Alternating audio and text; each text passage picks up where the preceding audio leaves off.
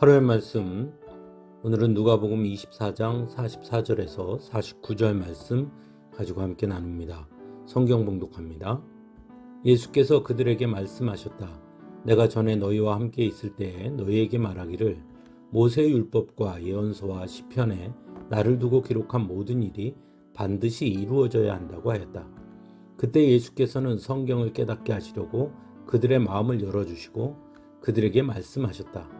이렇게 기록되어 있다. 곧 그리스도는 고난을 겪으시고 사흘째 되는 날에 죽은 사람들 가운데서 살아나실 것이며 그의 이름으로 죄사함을 받게 하는 회개가 모든 민족에게 전파될 것이다 하였다. 예루살렘에서부터 시작하여 너희는 이 일의 증인이다. 보아라, 나는 내 아버지께서 약속하신 것을 너희에게 보낸다. 그러므로 너희는 위로부터 오는 능력을 입을 때까지 이 성에 머물러 있어라. 아멘. 오늘 본문은 부활하신 예수님께서 제자들에게 주신 말씀입니다. 먼저 예수님은 제자들이 성경을 깨달을 수 있도록 그들의 마음을 열어주십니다. 그것은 곧 예수님의 오심과 죽으심 그리고 부활하심이 이미 성경에 약속하신 말씀대로 이루어진 사건이라는 것을 제자들로 하여금 깨닫게 하시기 위함이었습니다. 그래서 44절에 모세 율법과 예언서와 시편에 나를 두고 기록한 모든 일이 반드시 이루어져야 한다고 하였다라고 말씀하십니다. 예수님의 제자들은 유대인들이었고 그들은 이미 모세 율법과 예언서, 시편을 읽고 알던 사람들이었습니다. 하지만 그럼에도 불구하고 그들 역시도 성경에 기록된 메시아에 대한 약속의 말씀이 바로 예수님을 가리켜 주신 말씀이라는 것을 깨닫지 못했던 것입니다. 왜냐하면 그들의 마음이 굳어져 있었기 때문이었습니다. 예수님의 공생의 기간 동안 가장 많이 부딪혔던 제사장들과 율법학자들 그리고 바리새인들도 마찬가지였습니다. 그들은 소위 성경의 전문가들이었습니다. 하지만 그들 역시도 예수님의 메시아 되심을 부정했습니다. 오히려 예수님을 배척했습니다. 왜냐하면 그들 역시도 성경에 기록된 말씀이 예수님을 가리키는 말씀이라는 것을 인정하고 싶어 하지 않았기 때문입니다. 오늘날도 마찬가지입니다. 우리는 성경이 지금도 살아있는 하나님의 말씀이라고 고백합니다. 또한 성경을 많이 읽기도 합니다. 하지만 중요한 것은 성경의 말씀을 오늘의 삶에 적용하지 못한다는 것입니다. 왜 그럴까요? 성경의 말씀을 그저 기록된 말씀으로 이해하기 때문입니다. 또한 자신의 관점에서 또는 입맛에 맞게 성경을 보려고 하기 때문입니다. 성경을 읽는다는 것은 오늘 말씀처럼 마음을 열고 말씀 앞에 서는 것입니다. 그리고 마음을 연다는 것은 곧 말씀을 단지 기록된 과거의 말씀이 아니라 말씀 안에 내 삶을 투영하는 것을 말한다 할 수 있습니다. 그리고 무엇보다 내 욕심과 내 생각과 관점이 아닌 성경이 우리에게 말씀하시고자 하시는 것에 집중할 수 있어야 하는 것입니다. 또한 예수님은 제자들에게 복음을 전하는 사명이 있다는 것을 말씀하십니다. 그래서 47절에 그의 이름으로 죄사함을 받게 하는 회개가 모든 민족에게 전파할 것이다 하였다. 48절에 너희는 이 일의 증인이다 라고 말씀합니다. 예수님을 믿는다는 것은 곧 예수님의 제자가 된다는 것입니다. 그리고 제자가 된다는 것은 곧 예수님께서 주신 사명을 받았다는 것입니다. 그리고 그 사명이란 곧 죄사함의 복음을 전파하는 것입니다. 그런데 오늘날 어떤 분들은 개인주의적 신앙에만 매몰되어 있는 경우가 있음을 보게 될 때가 있습니다. 즉 혼자 믿고 혼자 구원받는 것에 만족하려고 한다는 것입니다.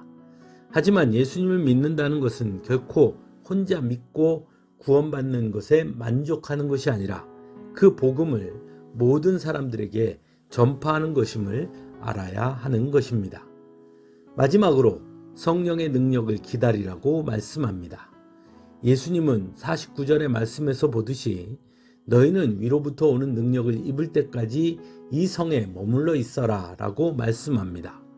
즉 성령의 임재를 기다리라는 것입니다. 이것이 왜 중요할까요? 예수님 제자들의 사역은 인간적인 욕심이나 노력과 열심히 감당하는 것이 아니기 때문입니다. 전적으로 성령님을 의지하는 사역이 되어야 하는 것입니다. 다만 우리들은 성령의 도구로 쓰임받는 것임을 알아야 한다는 것입니다. 그래서 신앙생활은 무조건 열심히만 해서 되는 것이 아닙니다. 오히려 성령님의 인도하심에 순종하는 것임을 알아야 하는 것입니다. 때로 인간적인 욕심과 열심이 스스로를 무너지게 하고 교회 공동체에 어려움을 줄 수 있기 때문입니다. 이처럼 예수님은 부활하시고 승천하시기 전까지도 제자들을 사랑하셨습니다. 그래서 제자들의 사명을 다시금 확인시켜 주시고 또한 그 사명을 감당할 수 있도록 성경을 깨닫게 하시고 성령의 임재를 약속해 주십니다. 그리고 그 사명은 바로 오늘 우리에게도 이어져 왔음을 알아야 합니다. 또한 그 사명을 감당하기 위해서는 오늘날에도 여전히 성경을 깨닫는 은혜와 성령의 역사가 중심이 되어야 한다는 것입니다. 한 주간의 찬양으로 함께 은혜 나누겠습니다.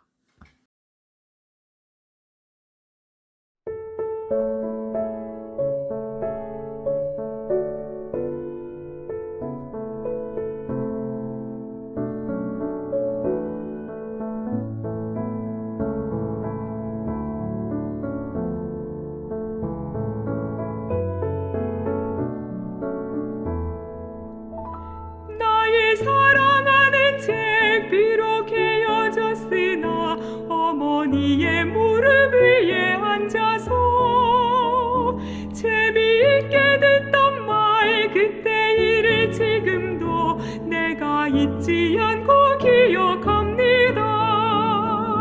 귀하고 귀하다 우리 어머니가 들려주시던 재미있게 듣던 말이 책 중에 있으니 이 성경심이 사랑합니다. 옛날 용맹스럽던 다니엘의 경험과 유대 임금 다윗 왕의 역사와 주의 선지 엘리야 바람 타고 하늘에 올라가던 일을 기억합니다. 예수 세상 계실 때 많은 고난 당하고 십자가에 달려 죽임 당하니 어머니가 읽으며 눈물 많이 흘린 것 지금까지 내가 기억합니다. 귀하고 귀하다 우리 어머니가 들려주시던 재미있게 듣던 말이 책 중에 있으니 이 성경심이 사랑합니다.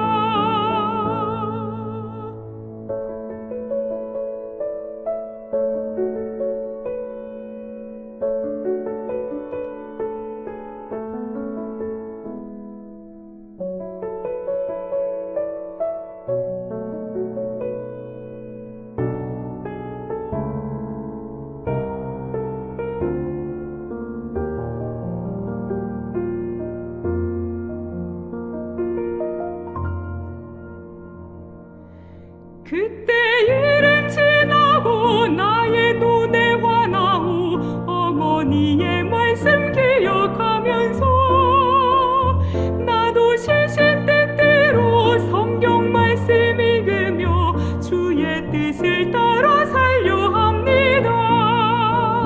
귀하고 귀하다 우리 어머니가 들려주시던 재미있게 듣던 말이 책 중에 있으니 이 성경심이 사랑합니다.